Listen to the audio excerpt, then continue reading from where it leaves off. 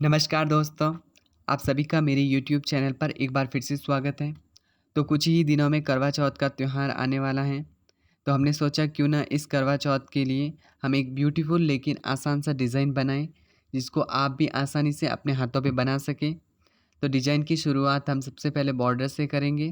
तो दोनों तरफ हम 4-4 लाइन खींचकर मिड लाइन को हाईलाइट कर देंगे और उनके ऊपर बनाएंगे हम्स।